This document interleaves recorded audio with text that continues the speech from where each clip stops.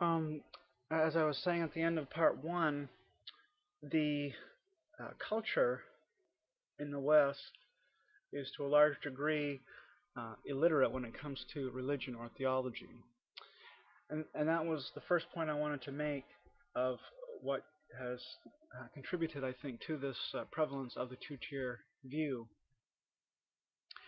If we were more theologically proficient as a society, then I think the two-tier view would be much less popular than it is today. So those two factors, I think, contributed to the two-tier fallacy: pseudo-tolerance on the one hand and religious illiteracy on the other. I would be remiss if I did not mention the biggest cause, however, and here I must invoke the D word, so pardon my French if you will. About 200 years ago, deism was becoming very popular.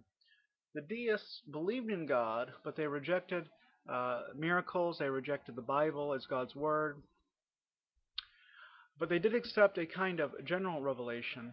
Uh, the way that God had set up the world was uh, it was obvious that God was there to set it up. They thought so. That's what we would call today the teleological argument. And with respect to the teleological argument, it seems their gaze was apparently focused primarily to the biological realm, and physics, of course, had not advanced to the point to know about the fine-tuning of the constants and so on, um, like the gravitational constant. Well, I don't know. I guess Newton probably talked about that prior to this time, but we certainly learned a lot since then about the fine-tuning. Alright, so then Charles Darwin came along and, so the story goes, provided a natural explanation for the origin of life. The teleological argument was kind of the last foothold for believing in God left in the popular imagination of society. And you see the progression here, or rather the regression. First, get rid of miracles, then get rid of a personal deity, finally get rid of God altogether.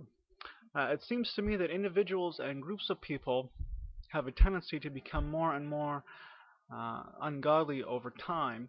It usually doesn't move in the other direction, though there are plenty of exceptions to this general trend, the abolition of slavery, for example. It took a while for the death of God to trickle down through our collective consciences, and it still hasn't made its way all the way through.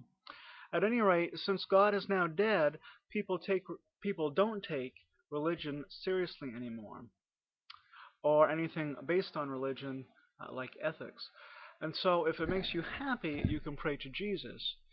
If it makes another person happy, they can pray to Allah. But when it comes to religion, as Schaeffer well said, there is no true truth, and from hence arises the second tier, uh, the postmodern like tier. So society, according to Schaeffer, and this isn't universal, but this is a general trend in much of society from his day forward.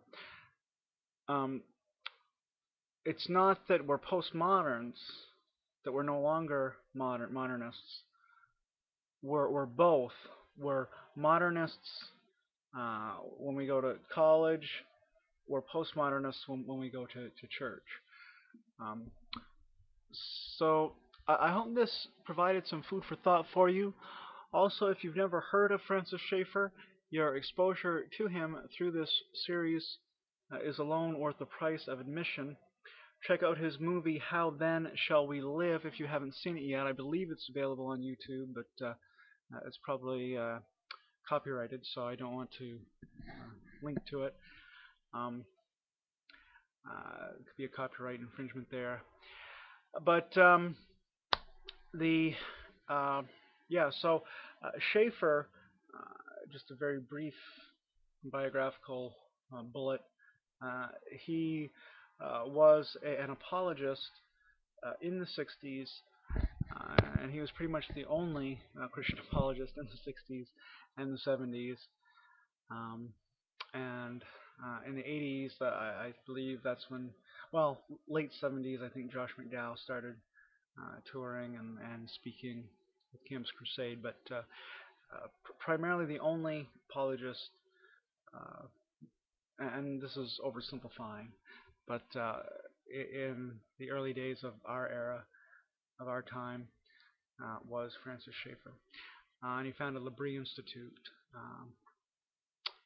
So that's a place that a lot of people went in the hippie movement when they were spiritually searching, and he would try to clarify the misunderstandings they had of Christianity and show them why it's the respectable view, the intellectually respectable view to hold, as opposed to, um, well, I suppose at that time it would probably be atheism would be the most common view.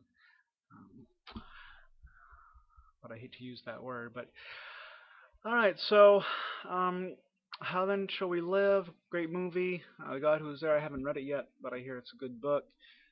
Similar themes to How Then Shall We Live.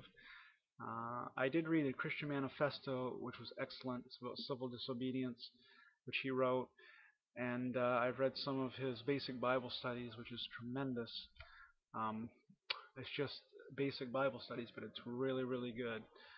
I don't think I've seen anything else, uh, any other book like that, um, that is good, as good as that. Very short book. But I do want to hear from you. Make sure you leave some comments, some responses, video responses too, um, if you are so inclined. I want to hear from you on this topic. Um, and Agree, disagree. It doesn't matter. I want to hear from you.